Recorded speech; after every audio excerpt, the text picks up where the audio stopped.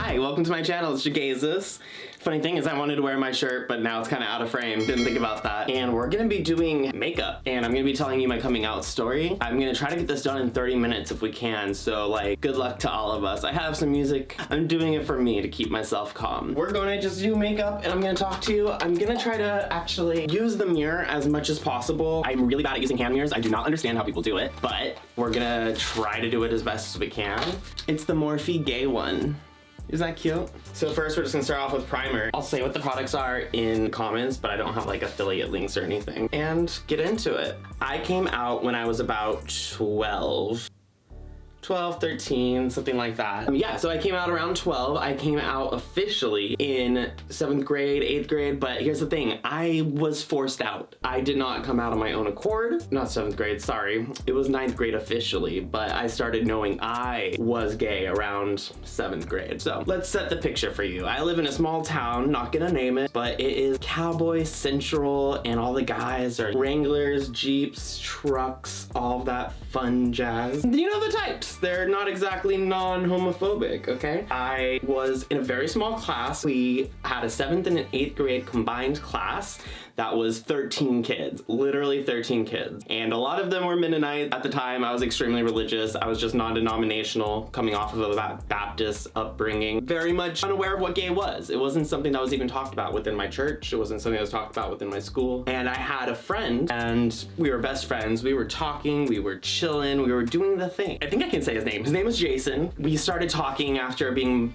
friends for a couple months, and he was like, oh yeah, so I'm bi. And I was like, I have no idea what this means. What is bi? Mind you, at this time, I'd already discovered the internet and exactly what it had to offer, if you know what I mean. And so I knew I liked guys. My awakening was during the Terminator movie when Arnold came down and was just there.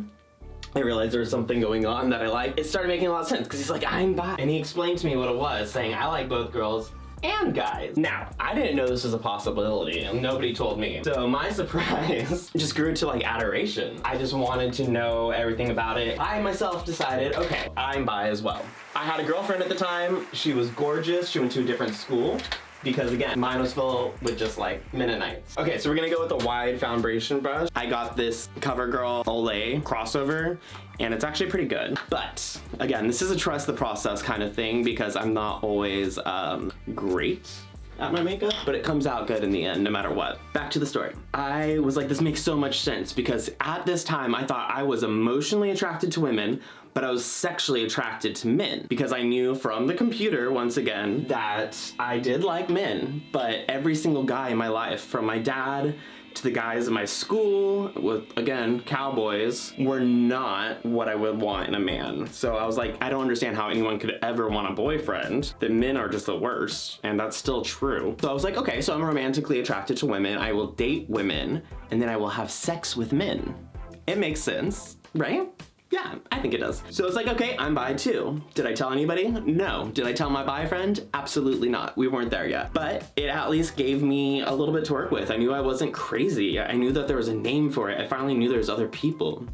Usually I would have put my concealer on, but I'm nervous, so we're just going right on. We'll put it on after. How about that? I didn't teach myself on like YouTube or tutorials or anything. I kind of just got in here and started playing. I'm all self-taught, so that's why I do all my technique wrong. Don't come for me in the comments unless you want to help me. So going to high school, we were going from a place where I had 13 kids as friends. Now we were like, you know, I'm gonna be in a new place with 2,000 students, people who I've never known, people who've never known me, and I was like, I'm gonna come out from the very start. It's so much harder to talk to your friends, to introduce and say, by the way, like the coming out process wasn't for me. I didn't want to go to all those 13 kids and tell them. So I was like, you know, I'm gonna come out to all my new people, reinvent myself. They've never known me. I'm gonna go to school and come out as gay. Bi at the time. I went to band camp, which started a week before school. I play flute and was like, here we go. This is the time. I'm gonna use this to like kind of spread it up and get it going. I was like, okay, because I have a very gay voice, if you will. First question, people came up to me and they're like, are you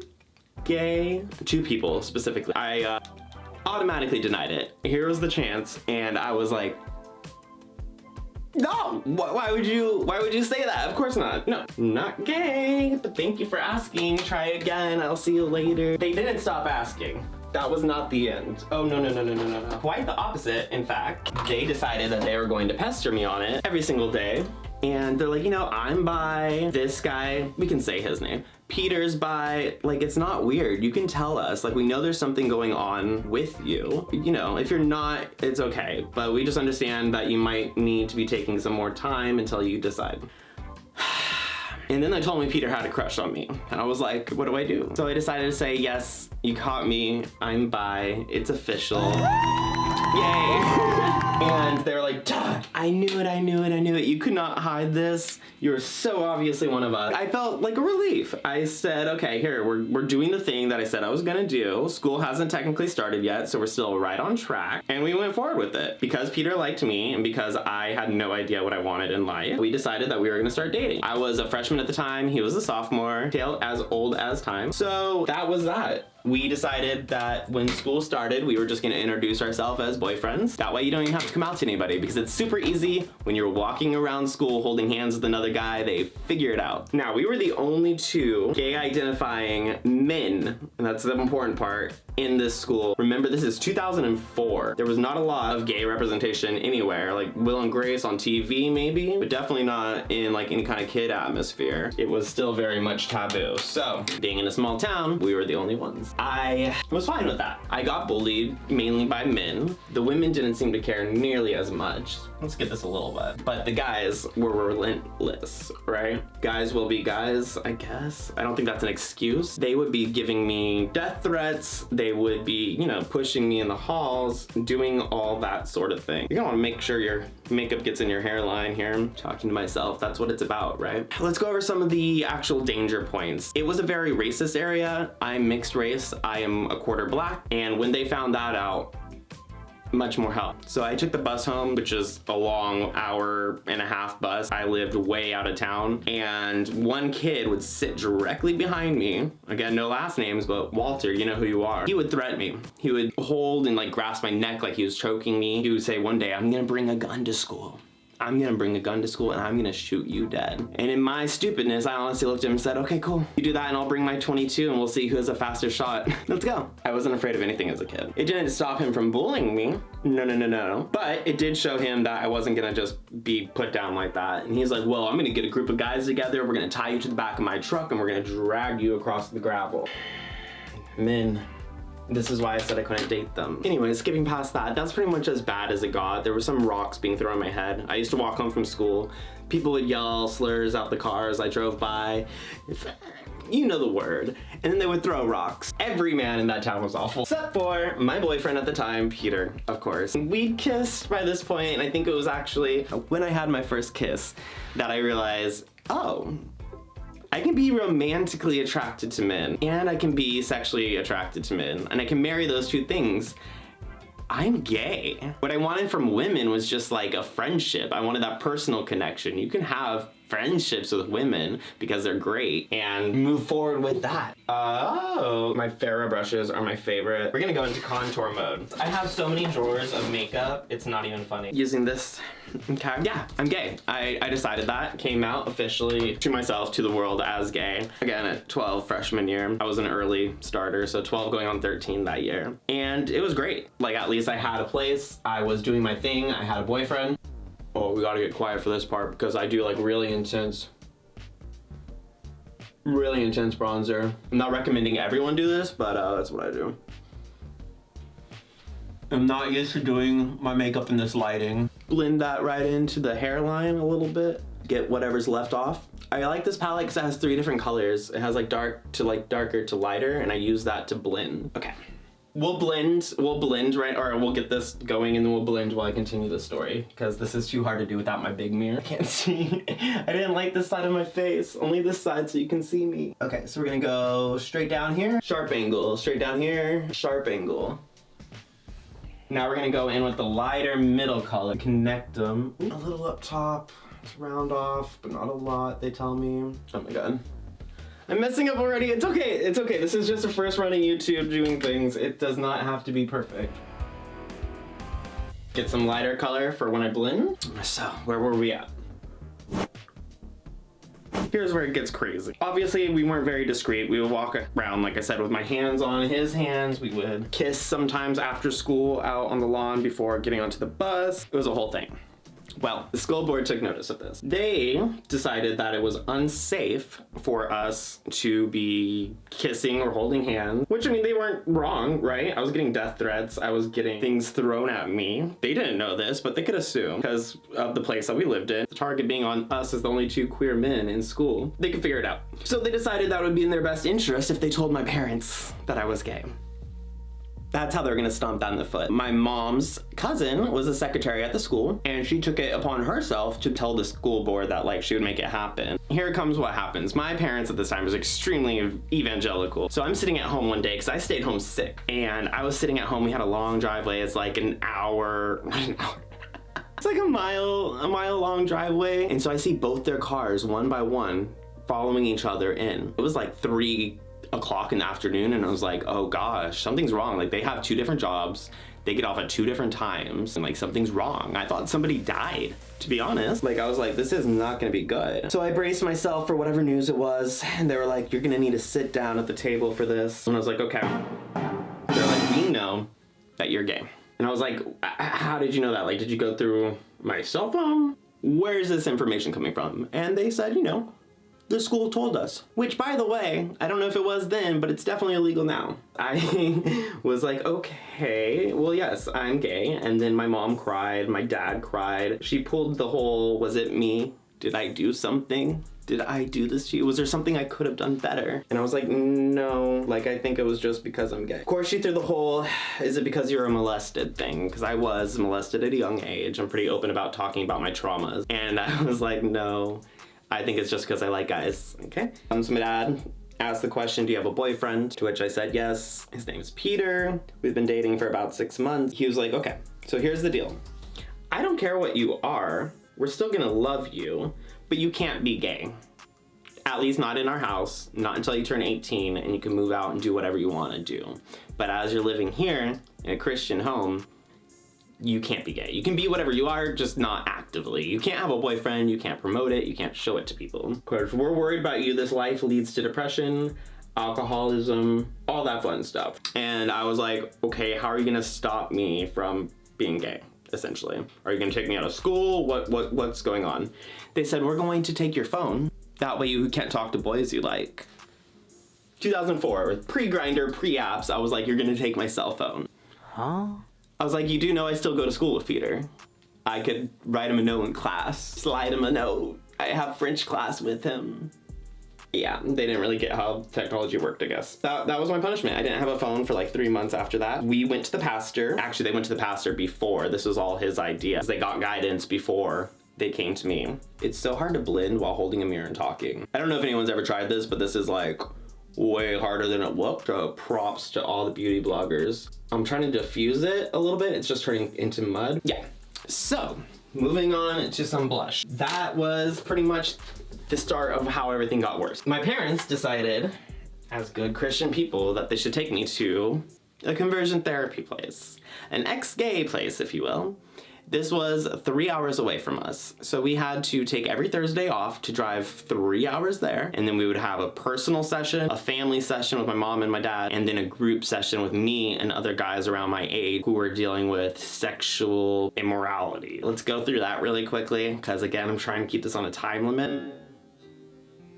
In this specific place in California, you cannot have a religious agenda and be a therapist. Although she claimed to have taken therapy classes, she was not licensed in any sort of way. It was an older woman and a guy in his like early 20s. I don't know, it's hard to tell when you're a 12-year-old. I assume early 20s, right? He supposedly had gone through the program himself and found success in ex-gay conversion. I remember in one of my first sessions, I had asked him how that went. You know, like how long did it take? What was his experience? And he said that he'd been in the program since he was 16, 8 years or so, and he knows what it's like in the beginning. He knows how it feels to start and not know who you are or where you're going and all that jazz. And I was like, okay, cool. So like you've gone through the whole conversion process. Does that mean you are no longer gay? Do you have a girlfriend? And he said, no, I don't have a girlfriend. And I was like, okay, are you attracted to women? And he said, no, not attracted to women. What? I said, okay, then how do you consider yourself straight? And he said, well, I wouldn't say I'm straight, but I no longer have the desire to sin against the Lord, and I just don't have sex with men. I still have attraction, but just those thoughts, and I stop them where they are. And I was like, these are $100 sessions, mind you, $100 per session, so $300 because of the 3 sessions. And I was like, you didn't become straight, my dear, you just became celibate. At this time, I was 13 and I had never done anything sexual with a man. I was still, in my head, very pure. I didn't understand why they thought I was something gross. It was just pure childhood attraction. It wasn't acting on anything. This guy spent 8 years of his life and so much money to try to become straight, praying it away, and at the end of the day, he just chose not to sleep with men. We could all do that. That's easy. At that point, kind of sucked it up and knew, like, I'm not gonna give a lot of energy to these people. I'd never really been ashamed of my sexuality. I wasn't praying at night for God to change me because I knew, again, that I wasn't perverted. I wasn't a bad person. I was a really good Christian, actually, and I was wanting to become a missionary. So let's get into that for a second. As a missionary, I'd raised money to go to India. I'm very against missionary work by now. That's not like something I would ever advocate for. We're going in with a pinker blush now, Neutrogena. I didn't show it to the camera, but the other one wasn't blushy enough, so we're gonna just kind of go in higher. I like to drag it up towards my temple, covers up some of that bronzing, you know? So I had raised money to go to India, and we were gonna evangelize to all those, you know, poor Indian people who didn't have Jesus in their life, I guess. And after the church found out that I was gay, they decided that I couldn't. That money got donated to somebody else, and they would not let me go on that mission trip. Because in their words, they said, how could you teach other people about the Lord if you yourself aren't right with the Lord? That one killed me. That was gonna be my first time to ever travel. I, to this day, at 31, have never been able to travel internationally. I could have been on a whole different path. I could have seen things differently. I would have, I don't know. This is not the color I was going for. This is hard to do with not the regular lighting I'm used to. Okay, it'll blend out a little bit when we add powder. Yeah, so that was heartbreaking. That one devastated me, but not as much as this next part I'm gonna tell you. So you remember the whole group therapy part? You remember that? Too much contour. So, about that. We were in a group therapy. There's probably about 10 other guys my age, 13 to 15, 16 maybe, and they were all there for sexual immoralities. I was the only gay one. These other men were in there for sex crimes. And one moment that totally turned me off from this whole therapy experience, as if it wasn't the guy before, I was hearing a testimony from a guy who was in there for molesting his younger sister. He was 12 or something at the time, and she was 4. And the counselor turned to me across the table and said, see, here's the thing. He's going to be forgiven easier by God because at least his crime was committed in a heterosexual way. Yes, it was his sister. Yes, it was molestation, but at least he's attracted to women. You are always going to be attracted to men and always have that thought and that sin nature to fight against. So it's going to be harder for you to gain God's favor and forgiveness than it is for him because you can never truly repent. Let's just sit with that. Let's just sit with that for a minute. I decided at that point, you know, again, I'm a good person. That guy, not a good person. Me having an attraction to somebody, not even close to abusing somebody. So I decided right then that I would never open my mouth. I would never talk about anything, even if it was just regular thoughts or feelings that had nothing to do with gayness. I decided I was gonna put up my walls and we were going to block everybody out. I think it was a good choice. And that still haunts me to this day. I know people are gonna be in the comments and they're gonna say, that's not how it works. All sin is the same. Yes, that's true. All sin in evangelical Christianity is the same, but do you not see a problem with that? Do you not understand that, no, there's sins that are not the same. Somebody stealing a piece of candy at 5 is nowhere close to somebody sexually assaulting somebody. To say otherwise is ludicrous. And that's the problem. This is why we see people like Josh Duggar and pastors who abuse their ministry to commit sexual acts. I'm putting on highlighter now, sorry. I have a blush highlighter duo. It's because they see it like this. They see every sin on the same plane. They think everything's equal. So repent and it goes away. It's fine. Do whatever you want to do. And yet they still put so much focus on gay equals bad, don't they? No gay, but everything else is forgivable, including child stuff. Like, you know, the Catholic priests. Oh my God, that went on so heavy. And not only do I think that's not the case, I think we need to start looking at a top down. There's definitely a hierarchy. If you've hurt somebody and you continue to hurt people and that's your life, that's way worse than somebody who steals a piece of candy once. That's way worse than having an attraction. We're not gonna get into how homosexuality is not a sin in the Bible. We will do a different video on that. And I think this channel is gonna be kind of like doing my makeup while we talk about my favorite Christian criminals, including Duggar, but I didn't have anything prepared and I just really wanted to use my new equipment, so we're gonna just keep on doing this for right now. But let's go into the Exodus convention that I went to. Way too much highlighter, so we're good there. I like to do it right around the brow too, just kind of draw it out. And we're gonna blend just a little bit. So I went to an Exodus convention, and one thing about that sticks out for me that I like to talk about. Another moment when I realized these people are freaking crazy. A lot of adults, some of them like me, were there with their parents, but there was a lot of adults who were there on their own. I don't know if it was because they were gay, but a lot of them probably were just there because they had gay family and didn't know how to deal with it. I think God was not checked into the months-long Exodus program. I was there to see what it was like, and my therapist wanted us to sign up from there. So I remember that the guy, the founder of Exodus, can't remember his name, maybe I'll insert it here when I Google. He came up on stage and he told this story. And this is, again, when I realized these people are crazy. He described when he was walking in the grocery store the other day. The woman in front of him, it was an older lady, she had a friend, and they're in their 70s, and she picked up a TV guide. And she looked at the cover, and it was a Will and Grace cover. And she said, you know what? I just hope that Will finds a good man. And the room gasped audibly, like, like it was the worst thing. He said, I know. It's become so normalized that people who used to have traditional values, old women, good white Christian women, are now in the agenda, hoping that this gay character on this gay show has a relationship that's not God ordained. And that is sick. They are airing this on television. I was like, these people, that's the worst thing that they've had to deal with. I can't be around them anymore. So I decided at that point, I'm not gonna listen to a word anyone says. I no longer respect these people. I know I'm a good person.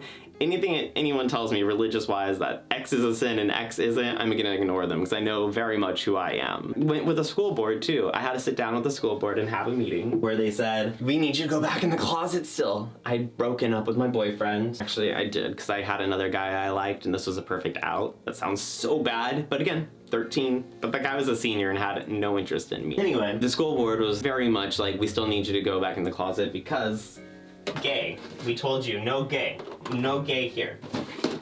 Okay, we're gonna use this first. It's a Physicians Formula multicolored powder blend, and then I set with this. Yeah, so they, once again, said we need you to go back in the closet for safety. At least not be loud about it. And I said, we're not gonna do that. They said, well, this is a life or death matter. We've received death threats on your behalf, and about 10 years ago at the same school, a kid tried to come out, and he was murdered. He was beaten to death. And I straight looked them in the eye and I said, then let them kill me. At 13, I was ready to die for what I believed in, because if they kill me for who I am, who looks bad in that situation?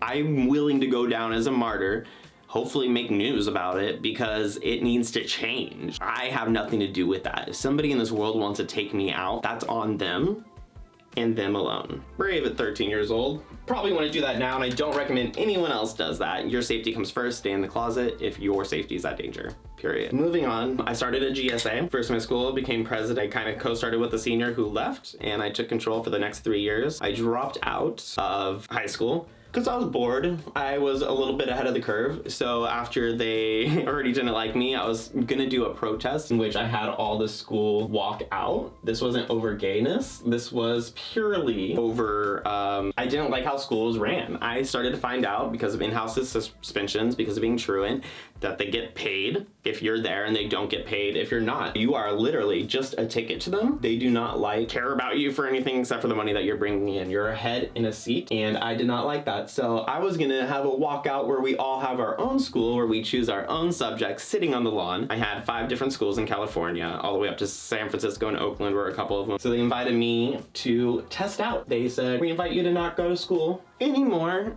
We don't think it's a place for you to be. And I said, okay, bye. So I went to college at 17 instead, testing out and getting my diploma equivalent.